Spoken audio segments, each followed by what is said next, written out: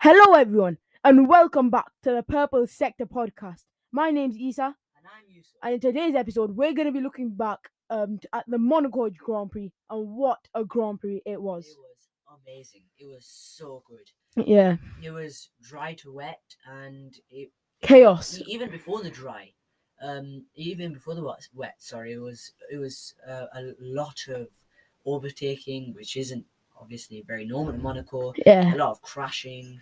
and I got to tell you, when I woke up this morning, this was that was not what I was expecting. You know, I was just thinking there was going to be an absolute snooze fest of a Grand Prix. As it normally is. Yeah, really boring, but well, we were surprised, weren't we? Yeah. We got an Weirdly- absolutely amazing race. Weirdly though, there was only 2 DNFs, which isn't representative of how many people were crashing, Making how mistakes. many people.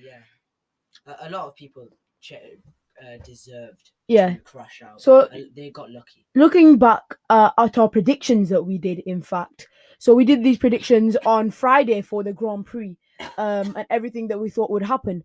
So we've already been through the quali ones yesterday, but just to give you a recap, Yusuf's predictions for quali 1, 2, 3 was Verstappen, Alonso, and Perez. So he got Verstappen and Alonso correct, so he gets 2 points.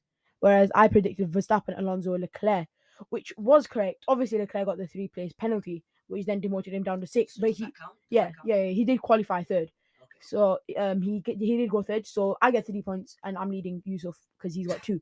Then going to looking at the race, Yusuf predicted Alonso, Verstappen, and Perez. I predicted Alonso, Verstappen, and Leclerc. Neither of which Got we neither of us got any points there. The most impressive driver for me was Yuki Tsunoda. Tsunoda was down in 15th or 16th. Yeah, I think he finished in 15th. Yeah. So he was running at 9th at one point, but he did well in qualifying, but I don't think it was a great race for him. Yeah. So I think we can't give a point for that. Your most impressive driver was Lando Norris. Lando Norris. And I think that deserves a point, you know. No, because he impressed compared to how he normally is. Like, he got good points. He came 9th. It was quite good. I think that's deserving of a point. He did well in qualifying as well to get through to Q3. So I think that's a point, solid point.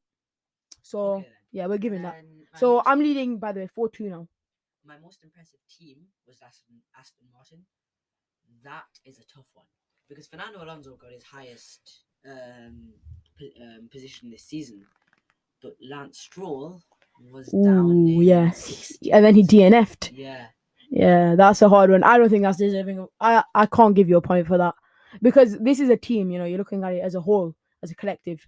And Stroll DNF'd, had an absolutely miserable race, nowhere near any points. Yeah. Out in Q2 in the qualifying. Yeah, that's not a point for me. No point? No. Well, my most impressive team was Ferrari. And I don't think that's deserving of a point either. So no points for either of us on that. Then looking at most disappointing driver, I went with sorry. You went with Mercedes for your team and for your driver, Nick De Vries. So Nick De Vries had a solid weekend. He didn't crash, even though there was so much water everywhere. He did get, I think he was 12th. He was 12th. Yeah. That is not deserving of a most disappointing. No, I'm not sure because, like... No. I think I should get that because... No, De Vries did not... He just had a nothing weekend. No, because he... Compared to what he's normally been like... that was a very good weekend for him. No crashes. And... No crashes and no... Well, I'm not happy with that one, but we'll accept it. So I won't get it. But my most disappointing team was Mercedes. Oof. And they came 4th and 5th. Yeah, that's quite split, but I don't think that I'd get the point for that one. Does it depend on... Is this relative? Yeah, it's relative. Relative to the actual team's pace. So I mean, that was better than their normal pace. So obviously, I can't get that one. So yeah, so no points for me on either of those. And my only points that I've got are still from qualifying and from Lando Norris. So you went with your most disappointing driver. You said.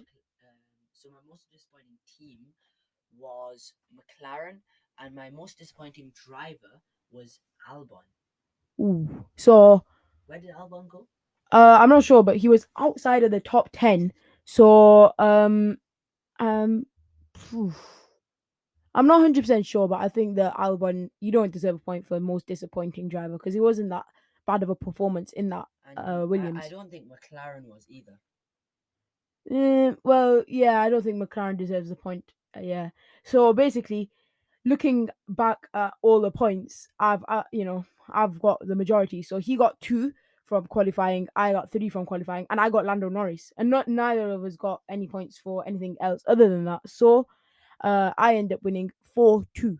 So I'm leading Obviously, 4-2. this carries on throughout the season, and then we'll just like stack it all up at the end. Yeah. So I win 4-2. Yeah. So we can just start talking spontaneously now about what happened during the race, and it was a very fun race. So looking at the start of the race, what was your favorite moment? From the start or just from the whole Grand Prix itself? Start of the race. Well, probably just Hulkenberg absolutely sending it down the inside at Mirabel. Kamikaze dive. So did I don't know what Stroll was doing. Stroll. Yeah, He went round the outside of the hairpin. He got squashed by Albon or Sargent. No, it was Albon. So what's your favorite moment from the start of the Grand Prix? Oh, that's actually a hard one because there was a lot of Chaos going on. Yeah. But it was that first lap hairpin moment because everybody was just stuck there. Like Perez was going at like 2 miles an hour. Absolute car park. Yeah, it was a car park. Yeah. So then, looking at the rest of the race, what was your favorite overall moment? Favorite overall moment was probably when Verstappen won because I'm a Verstappen fan, and it was a hard race. Mine's Esteban Ocon getting a podium. Yeah, absolutely brilliant. Absolutely love to see it. And then his line afterwards, Esti Best. What did you say? Esti Bestie on the podium, baby. Yeah, that was absolutely brilliant. I love that. So yeah, it was quite an interesting Grand Prix. But just looking at the front of the field, it wasn't as close as we thought it would be, and that was due to one decision. And that was the decision for the sorry, not for Alpine, for Aston Martin to pit Alonso onto mediums, which was a really bad decision. Yeah, obviously we didn't know that at the time, but then no, because they knew that rain was coming. It was already wet in Mirabel and the hairpin, and they didn't react. And they didn't react for the inters. Instead, they went for the mediums, which is really bad strategy decision. Yeah, that did mess it up quite a bit, but we're not really sure if that was the Aston Martin decision or if that was the Fernando Alonso decision. Who made that call? Obviously, it was the wrong one, but yeah, fully deserved win for Verstappen and Alonso. I mean, it would have been disappointing, but it's his highest finish of the season, P2. So and it shows of better times to come. Yeah, absolutely brilliant from Aston Martin. Like, just look at where they were at this point last season. To have come this far was absolutely brilliant for them. Yeah, and also just touching on Mercedes, they had it was a decent race, quite a quiet race for Mercedes. Did they crash? No, I don't think Russell did. Russell got the penalty. That was absolute Yeah. madness. Him going off Mirabel doing a Rosberg, getting back on and getting completely tonked by Perez. Yeah, that was quite funny. And then you have Stroll going off in the distance. It really was a comedy of errors. And looking at so we were talking about Stroll, the Perez, Stroll, and Magnussen thing. That whole thing, them just crashing into each other. They just kept on doing it. They couldn't keep off each other. Yeah, so you had them going into each other. So I think it started pretty much at the point where lap 1. I think it started on lap 1. No, it wasn't. Stroll crashing, Magnussen crashing, Hulkenberg crashed. I think it was. Yeah, but the main point was when Perez he went going down to the Nouvelle chicane. Yeah. He got past Stroll off track and he never gave the position back. And then it was just them three: Stroll, Magnussen, and Perez. And then Perez, a couple of laps later, went into the Nouvelle chicane again and hit Magnussen, who was in front of him, which meant that Stroll got got through and got ahead of Perez, which meant that Perez didn't get the penalty. He was probably going to get a 5-second penalty for leaving the track, gaining advantage. But yeah, he lost the position to Stroll because he hit Magnussen, and those three, they were just, it was a comedy of errors from them. They were just, crashing into a wall, one wall after another. Like just looking at their replays. Yeah, yeah. Like Stroll crashing. I think off the hairpin, he had a really excruciatingly slow turn into the hairpin, and he just about made it. And I think he locked his front right. He either hit the wall or locked it, and he just wouldn't budge. And because of that, he couldn't turn into the corner after that. So he rammed straight into the wall, completely destroyed. I think the Yeah, it suspension on was. his Yeah. front left, and he must have completely wrecked his front wing as well. And in the end, him and Magnussen both ended up DNFing.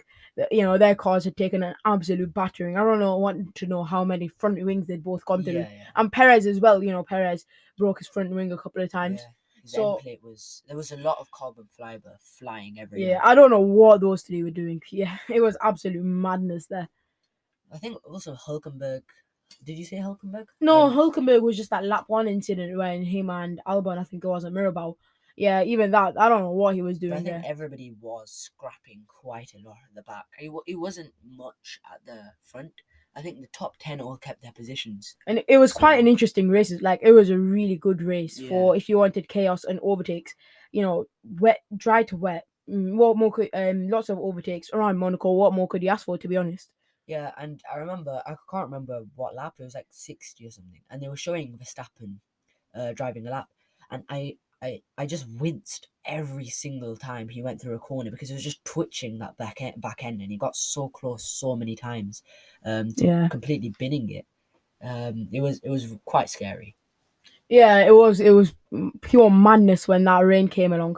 And listening to Fernando Alonso, actually, after the race, he's quite in high, he's in high spirits. He's quite happy with his performance, I guess. Obviously it could have been better, but yeah, unfortunately he'll take the P2, but it's amazing. And actually it's his best result since 2014 Hungary. That's a long time. Nearly 9 years now. That's Yeah, crazy. that is a long time ago. And it was a good drive. I think had he not, or Aston Martin not made that call He to was go on into for a win. mediums, he could have possibly gone on for a win. But you never know. It does show that there's better times ahead for Aston Martin, and hopefully Alonso will get a win sometime this season. Yeah, hopefully. Maybe even next year, because the cars will basically be the same next year and the year after that. So their pace won't really be that different. So looking at Alpine, they've had an absolutely brilliant weekend. Both cars through to Q3, and then the race, Esti obviously got the P3, and then Yeah. Gasly as well put in a stellar performance. I think he came P7. He was defending like an animal from Sainz. I'm not Yeah. sure if Sainz ended up getting the position, but yeah, them two are really scrapping it out. And I think Gasly was in the podium places at one point, but that wasn't. But that was he because hadn't pitted yet. Yeah. Yeah. So I think this actually, this whole Alpine, this weekend for Alpine comes at a very good time because their CEO Laurent Rossi has been, he's been spouting some very negative comments about the team, how they've been underperforming, and he's kind of been unhappy with the two drivers and the whole team, how they've been performing so far this season. And so this is a humongous result for them, and yeah, it was absolutely brilliant. Yeah, I think it was quite good. I think because this is, everybody's brought their new packages to Monaco. Maybe this is the grid that we can start seeing from now on. Like maybe a faster Aston Martin, maybe a faster Alpine, but also a slower Haas because they both got out in Q1, which generally isn't that normal for them. They generally get through into Q2. The Alpha Tauris were quite quick, Well, especially in qualifying. Well, when you look at the actual race result, I think Yeah. Yuki Tsunoda was done over quite a bit by the rain. He ended up finishing P15 behind his team, actually, behind Nick De Vries, who ended up finishing 12th. At one point, Tsunoda was running in points position in 9th, so it's quite sad for the AlphaTauri team. So looking at Mercedes then, I think it's quite a solid weekend. It's not an amazing weekend, but quite solid for them, P4 and 5. And yeah, quite good. Russell obviously received that 5-second time penalty for an unsafe release. I actually originally thought it was from the pits, but no. It was like I said, from when Mirabel. when he went deep into the Mirabel, then came out and hit Perez. So he did receive a 5-second time penalty, but Leclerc was the driver behind him, and Leclerc simply just couldn't close the time. He was just losing more and more time. So Russell ended up keeping that position of P5. So yeah, it's a pretty solid weekend. New upgrades. We haven't really seen what they're capable of yet. Monaco. You can't really tell, Yeah. especially in the race with the wet conditions. So yeah, we'll just see in Spain, to be honest, how their car is. So also, obviously Mercedes have brought their side pods now, which I have to say does look a bit weird. It is faster. You can tell that because they got fourth and fifth. It's not No, but truly representative. that was also like you could say Yeah. that was due to conditions as well. That's not truly representative of what the pace actually is because they are in Monaco. We don't really know. We're going to be doing an IndyCar special episode afterwards. So watch out for that as well. And we will be here for the Spanish Grand Prix as well. So make sure you subscribe so that you can watch that all as well.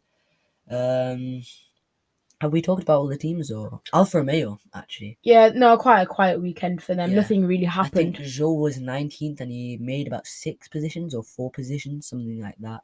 I think Yeah. Bottas didn't really move from where he was. Yeah, so that was pretty poor for the Alfa Romeo team. Looking at McLaren, nice livery, celebrating the Triple Crown. Not bad. Yeah. P9, 10, couple of good, some good points. And then for Alpine, of course, we've been through them. Good, solid points haul. Same for Mercedes. Yeah. Looking at who have we not looked at? We haven't gone through Williams. Yeah, we haven't gone through Williams. So Logan Sargent and Alex Albon, both of them pretty dismal weekend, to be honest. Outside of the points positions. Not really. It's not really going for Williams this year. It doesn't seem. Not many It doesn't points. seem to go for Sargent, many years. yeah, Sargent's not got off the mark. I think Albon's got 1 point from the first race of the season. I think it was P10. So yeah, it's not really clicking for Williams at the moment. Pretty, not much happening this race, to be honest, for Williams. They've been pretty non-existent this whole weekend. And then who else? I think we've covered everybody. Well, Haas were very slow this weekend. Yeah. Magnussen. Miserable for Magnussen. Absolutely he just miserable. had to retire. On lap set, I think he's really retired with a few laps left because he just couldn't risk, destroying the car again after what had happened through the whole race. And Haas made a couple of errors as well. Like when he crashed just off Raskas, they didn't know that he'd crashed, and they didn't bring in the front wing, so they had to go get that, and he lost quite a lot of time for that. Hulkenberg, where did he finish? Hulkenberg outside. I'm pretty sure he finished quite outside the points as well. So I don't. Yeah. So looking at Red Bull actually, so Verstappen pretty brilliant performance from him. He was just amazing the whole way through. And I want to say that it was never much in doubt that he was going to win, but it kind of was, to be honest, when the rain was coming. Yeah. So yeah, but it was still an absolutely brilliant performance from him. Fully deserved P1 win around Monaco for the second time. And looking there at Perez, yeah, not much to say. Yeah. Except a lot of crashes, a lot of very sketchy moments. And really poor driving. Yeah, really poor. He just went for everything, and he just shouldn't have. He should have just stayed back. And, starting P20 in Monaco, you got to be going for it. He should have just waited, because he made all of them at, like, the Nouvelle Chicane. He made them, yeah. It's not very clever to overtake there. He should have just waited. No, but that's one of the only positions on the track where you can overtake. I don't think you can overtake on the straight. No, I don't think it was I don't think it was a thing of him going into things too quickly, or going for things at the wrong time and not waiting. He was just like, how do you put it? It just didn't click for him today. I think it just didn't go well. A couple of moments. Although I think at the start he started, he just carried on. He was in P20. He didn't actually make any overtakes at the start, but he made a few overtakes because he pitted on lap 1 or lap 2, I think it was. And he carried on going. He made a couple of on-track overtakes. So I don't fully agree with your point, but yeah, pretty dismal for him. Not really much to say other than the fact that pretty poor. He's just gonna have to go forward, focus on Spain now, and we'll see him then. So we'll see what he can do then. Looking at who else have we not covered? I think we've covered basically everybody. Mm. Yeah, I think Spain should be where we find out everybody's true pace, because Monaco is not a very good place to like test out things, and Spain is a test track, so it's obviously quite good. It's quite good for Yeah. like seeing how the cars are performing, each Yeah. individual car. It's got quite a few nice straights, couple of corners. They've got rid of that horrible chicane. Yeah, so yeah, so we'll see you next time in Spain, but also just look out for our Indy 500 episode. And also, we'll be doing an episode where we will be looking at the best memes from the 2023 Monaco Grand Prix.